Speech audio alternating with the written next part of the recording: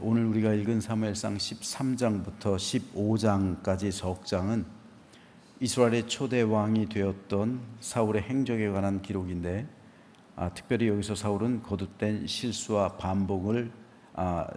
불순종을 반복하고 있습니다. 그로 인해 사울은 두 차례 거쳐 사무엘로부터 왕위가 폐위될 것이라는 예언을 듣게 됩니다. 하나님께서는 단 한 번으로 사울의 왕위를 폐하신 것이 아니라 한 번 더 기회를 주셨는데, 그때도 사울은 하나님 앞에서 범죄했기 때문에 왕으로서의 폐위가 확정되게 되었습니다. 사무엘상 13장은 제1차 왕위 폐원 예언을 중심으로 기록되고 있는데, 크게 세 문단으로 나눌 수가 있습니다.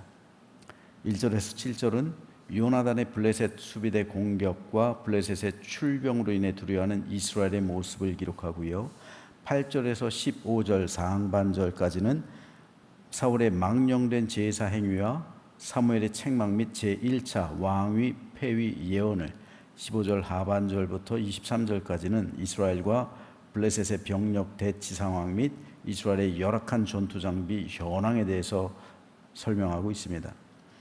오늘은 이 가운데서 13절과 14절 말씀에 대해서 살펴보겠습니다.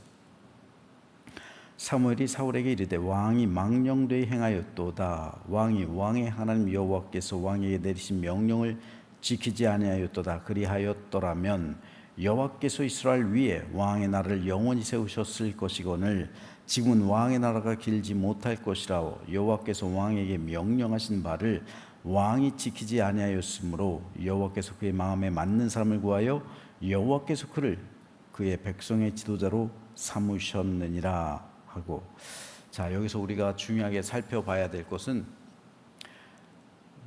여호와께서 13절에 여호와께서 왕에게 내리신 명령을 지키지 아니했다. 14절에도 똑같은 말이 반복됐죠. 여호와께서 왕에게 명령하신 바를 왕이 지키지 아니하였다. 그러면은 여호와께서 사울에게 무엇을 명령하셨는데 왕이 지키지 않았다라고 사무엘이 책망하는 것일까요? 바로 이것 때문에 사울 왕의 이 왕위가 폐위되는데, 이 이유가 무엇인지에 대해서 좀 오늘 살펴보겠습니다. 사실 사울은 왕위를 폐한다라는 이 예언의 말씀을 듣지 않을 수도 있었어요. 사울이 이 말을 듣게 된 것은 전적으로 사울의 책임입니다. 왜냐하면 사울이 이 말을 들을 때는 왕이 되고 나서 2년이 지났을 무렵이에요. 즉 왕이 되고 나서 2년 후에 이 사건이 벌어졌단 말이에요. 그렇게 된 원인이 있어요. 사울이 이렇게 된 원인이 있는데, 사울이 왕이 되고 나서 2년이 지나요. 2년이 지나니까 아무 일 없이 지난 거예요. 우리는 보통 아무 일이 없으면 평안한 거죠. 아무 일이 없으면 평안한 거예요. 굳이 아무 일 없는데 전쟁을 일으킬 필요가 없는 거예요. 그런데 사울의 입장으로서는 그러지 못했던 것 같아요.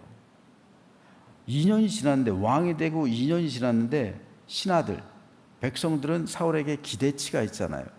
왕으로서의 업적이라든지 공로라든지 이런 게 필요했던 시점입니다. 없던 업적도 공로도 그때까지 아무것도 없었기 때문에 그래요. 왕이 되고 나서 2년이 흘렀는데. 그래서 사울이 결정했던 것이 블레셋과의 전쟁이에요. 고대 세계는 주기적으로 전쟁을 했어요. 그래서 전리품도 취해오고, 그리고 영토도 확장하고, 또 노예도 확충하고, 그래서 왕국들이 그렇게 전쟁을 했거든요. 사울이 왕이 되게 된 결정적인 이유가 된 것도 암몬 족속과의 전쟁에서 승리했기 때문이에요. 원래는 사울을 반대하는 사람도 많았는데 전쟁에서 승리를 하니까 사울이 최고예요. 사울의 인기가 얼마나 많아졌는지 몰라요. 이걸 알거든요, 사울이. 그래서 이번에는 평소에 이스라엘을 압제하던 블레셋 군대를 치기로 결정했던 거예요. 그래서 게바에 주둔하고 있었던 블레셋 수비대를 기습했습니다. 이로써 블레셋과의 전쟁이 시작된 거예요. 이 소식을 들은 이스라엘 백성들은 블레셋과 전쟁하기 위해 길갈로 모여듭니다.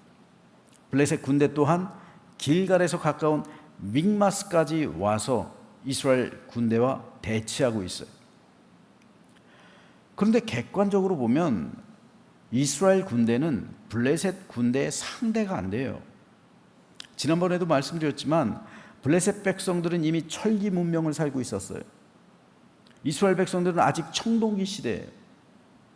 그래서 오늘 본문 19절에서도 보면요, 그때 이스라엘 온 땅에 철공이 없었더라.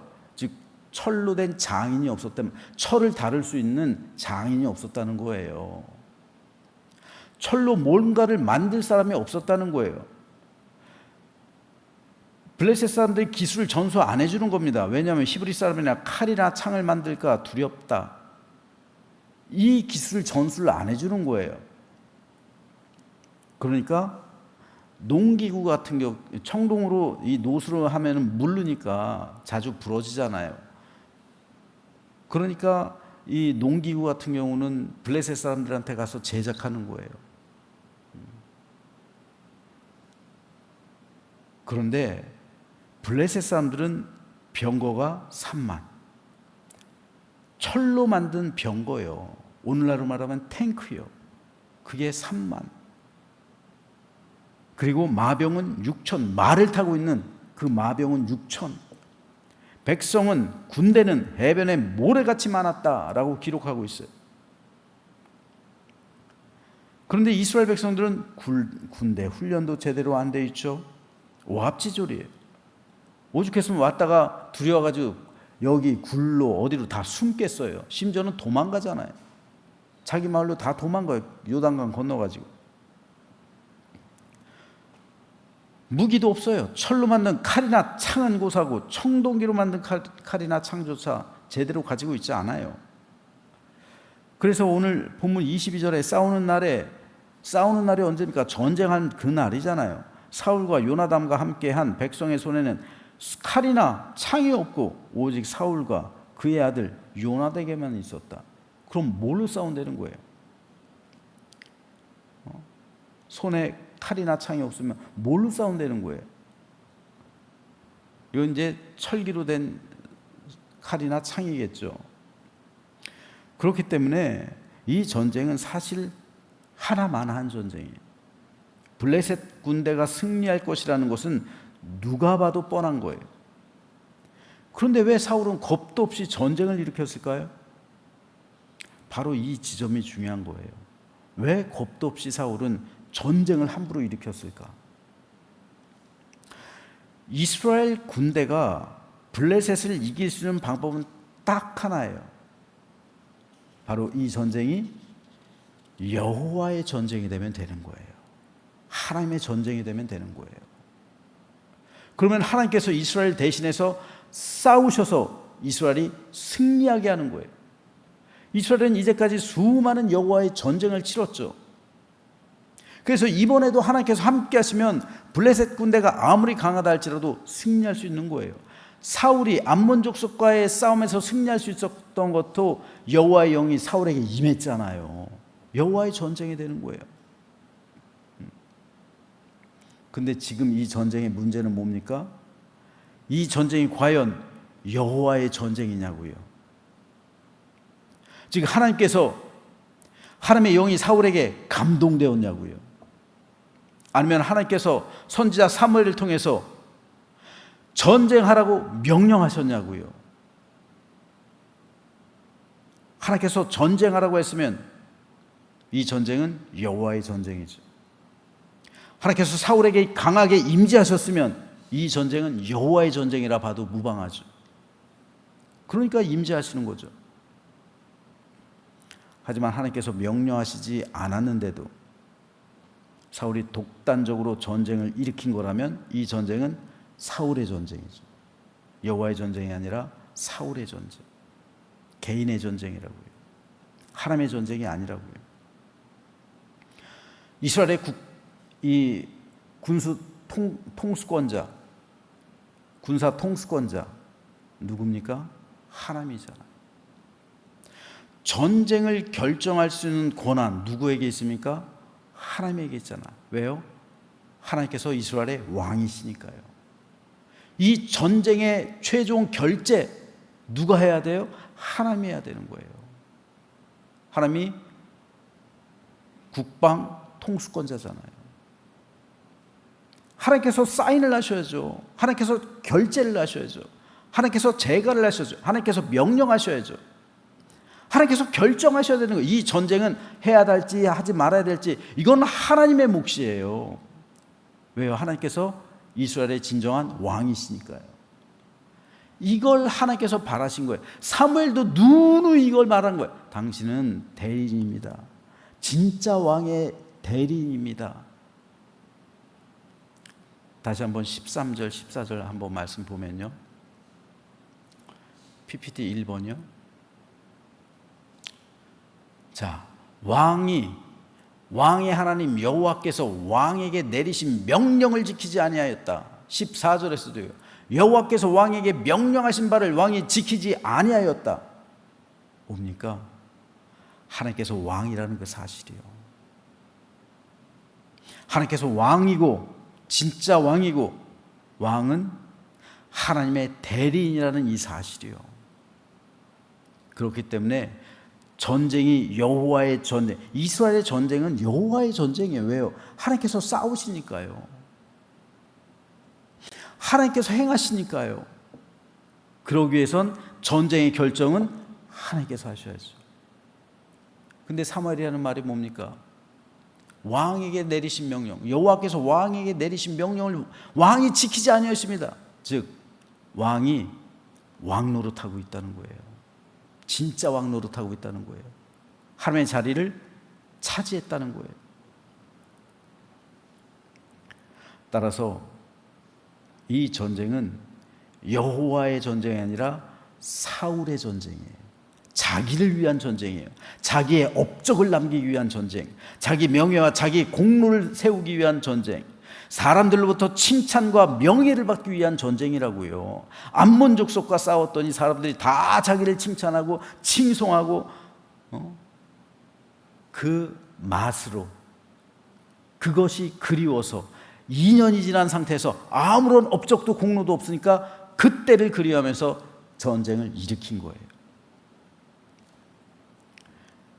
그리고 나서 사울이 어떻게 행동합니까? 사무엘을 전쟁터로 초청해요. 그래서 여호와께 제사를 드려달라고 부탁합니다. 즉 전쟁하기에 앞서서 하나님께서 도와주시기를 바랬던 거예요. 바로 이거예요. 사울에게 있어서 하나님은 사울이 결정한 전쟁, 이 전쟁을 도와주시는 분. 그에게 있어 하나님은 왕이 아니라 단지 도와주시는 존재로 전락한 거예요. 진짜 왕이라면 도움을 구하기 전에 결정권을 드려야죠. 그게 맞는 거죠. 그래서 사무엘은 일부러 지체한 거예요. 사울을 시험하려고요. 사울이 정상적이었다면 전쟁을 일으키기에 앞서서 사무엘에게 찾아와서 하나님의 뜻을 물어야죠. 이 전쟁이 하나님의 전쟁이겠습니까? 이 전쟁의 계획은 가지고 있을 수 있어요. 대신들이 모여서 계획은 짤 수 있어요. 하지만 결정권은 드려야죠. 그래서 블레셋을 치려고 하는데 우리들이 의견을 모았는데 이것이 하나님의 뜻인지 물어봐 주십시오. 자기가 못 물어보면 사무엘에게 물어봐 달라고 그래야 되잖아요. 하나님께 제가를 받아야죠. 이 과정이 생략됐어요. 그래서 사무엘이 사울을 시험한 겁니다. 정한 기간을 일부러 늦게 가요. 그리고 사무엘의 예상대로 사울은 하지 말아야 할 행동을 합니다. 오직 제사장만이 드릴 수 있는 번제를 자기가 직접 주관해서 드린 거예요. 백성들이 나에게서 흩어지는 것을 모면하기 위해서 제사장 역할까지 한 거예요. 이거는 왕과 제사장, 즉 이건 메시아나 그러는 거거든요. 메시아의 모습을 보여주는 거예요. 자기가 제사장 역할까지 하는 거예요. 백성들 앞에서. 그러니까 사울이 전쟁을 일으킨 것도 사실 공명심 때문에 한 거잖아요. 일으킨 거잖아요. 그리고 제사를 집전한 것도 다급해서 한 것도 있겠지만 제사장, 내가 왕이지만 제사장 역할도 한다는 걸 보여주고 있는 거잖아요. 그래서 하나님은 사울의 왕위를 폐위하겠다 선언하신 거예요. 왜냐하면 왕에게 내리신 명령, 오직 하나님을 왕으로 섬기라는 그 명령 지키지 않았기 때문이에요. 그리고 자기가 하나님의 자리를 차지한 거죠. 이것은 실상 사울이 하나님을 버린 거예요. 사울이 왕이 되지 못하게 한 거예요, 하나님을. 그리고 자기가 그 나라의 왕이 되어서 하나님은 단지 우리를 도와주시는 분으로, 그런 신으로 전락시킨 거예요. 그래서 하나님도 사울의 왕위를 폐위하신 겁니다. 사울에게는 자기의 업적과 명예와 공로, 그리고 사람들에게서 인정과 칭찬이 필요했습니다. 그래서 전쟁을 일으켜요. 이로써 자기 왕권을 확립하려고 했으면 바로 이것 때문에 사울은 실패했습니다. 그 과정 가운데 사울은 하나님의 왕위를 인정하지 않았어요. 하나님을 버렸습니다. 그래서 하나님도 사울을 버렸습니다. 자, 이거는요, 오늘 우리에게도 여전히 중요한 문제예요. 우리도 하나님을 사울처럼 섬길 수 있기 때문에 그렇습니다. 말로는 하나님을 나의 왕, 나의 주님,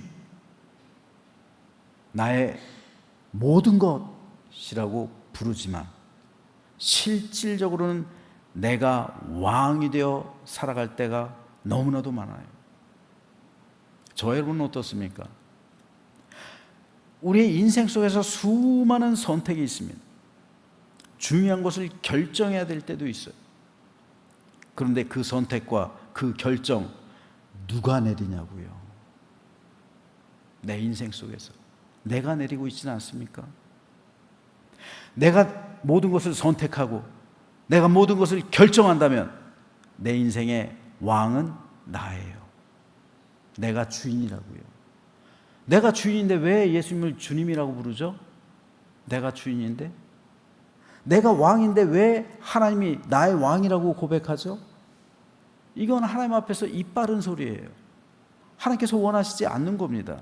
사울처럼 행동하고 있는 거예요, 우리도요. 그리고 내가 결정한 것 도와달라고 기도해요. 사울하고 똑같이 행동하고 있어요. 이게 사울의 모습입니다. 목회자로서 성도들의 기도 부탁을 받을 때가 있습니다. 목사가 성도를 위해 기도해 준다는 것 거룩한 책임이고 의무예요. 그리고 저에게 기도를 부탁하는 성도들 볼 때 기쁩니다. 하나님을 의지하고 그리고 신앙적으로 살려고 애쓰는 그 모습 보면 제 마음에 감동도 와요. 그래서 더 열심히 기도해 드립니다. 그런데 제가 안타깝게 생각할 때가 있어요. 그런 기도 부탁을 받을 때 자기가 모든 것을 다 선택해놨어요. 이미 모든 걸 다 결정해놨어. 그리고 기도해달래요. 그거 잘 되게. 안타까워요. 조금 극단적으로 말한다면요, 하나님께서 명령하시고 시키신 것이라면 그 일은 기도하지 않아도 돼요. 왜요? 하나님께서 작정하신 거잖아요. 하나님께서 이미 작정하신 것이기 때문에 굳이 그것을 위해서 기도 안 해도 돼. 그건 알아서 하나님께서 하시는 거예요. 그런데 내 결정과 내 선택은 하나님의 뜻과 얼마든지 다를 수가 있어요. 그러니까 도와달라고 기도를 부탁하기 전에 먼저 하나님의 뜻을 물어야죠. 그게 먼저인 거예요. 예를 들어서 어떤 사업을 한다, 어떤 가게를 오픈한다, 어떤 아이템이 있다. 그러면 내가 다 선택하고 결정하고 난 다음에 목사님 가게 오픈하니까 와서 기도해 주세요. 그게 아니라 그런 계획이 있을지라도 목사님 이런 계획이 있는데 하나님께 기도해 주세요. 이것을 하는 것이 옳은지 옳지 않은지. 실제로 저와 먼저 상담해가지고 건진받으신 분이 있어요. 우리 교회도. 그거 했었으면 자기가 결정하고 선택해가지고 그랬으면 쫄딱 망하실 뻔한 분이 있어요. 우리 교회도. 하나님께 먼저 여쭤봤기 때문에 산 거예요. 내가 선택하고 내가 다 결정하고 나서 기도해 주세요. 하나님께 도와주세요. 순서가 잘못된 거예요. 순서가. 먼저 하나님께 여쭤봐야죠. 하나님, 이걸 하는 게 옳습니까? 하나님의 뜻이 무엇입니까? 하나님의 뜻에 맡깁니다. 하나님께서 결정해 주시고 선택해 주십시오. 이게 맞는 거예요. 이게. 그리고 하나님의 사인이 떨어지면 그때부터는 평안한 거예요. 왜요? 하나님께서 작정하셨기 때문에. 여호와의 전쟁이 되기 때문에요. 그런데 우리는 나의 전쟁을 해요. 나의 전쟁을 하면서 산다고, 이 세상 살아가면서. 사울이 지금 자기 전쟁을 하니까 이런 고난을 당하는 거예요. 사울의 전쟁을 하니까 이렇게 아픔이 있고 고난이 있고 두려움이 있고 죽음이 있는 거예요. 오늘 우리도 나의 전쟁을 할 때가 많아요.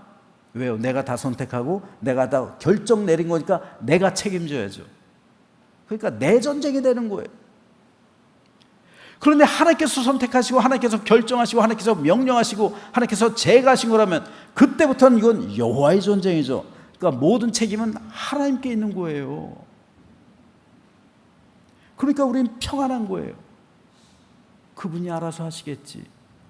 여러분, 이 평안이 오늘 우리 인생길 가운데 충만하시기를 주님의 이름으로 축복합니다. 이 평안이 있어야 되는 거예요. 그렇지 않으면 여러분 불안한 겁니다.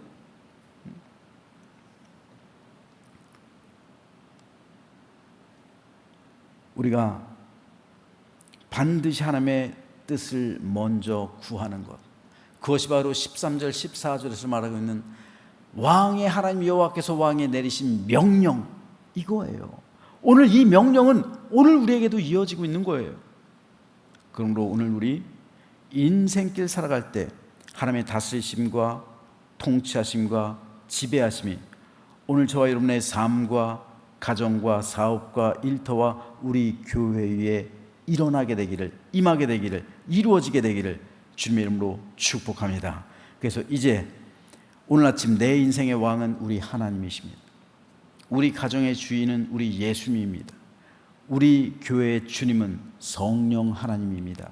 라는 사실을 믿음으로 고백하면서 성삼위 하나님께서 우리 왕이 되어주시고 주님이 되셔서 우리를 온전히 통치하시고 다스리셔서 우리가 인생길 살아가면서 여호와의 전쟁을 하는 삶으로 승리하고 평안한 삶을 누리시는 우리 모두가 되시기를 주님의 이름으로 축원합니다.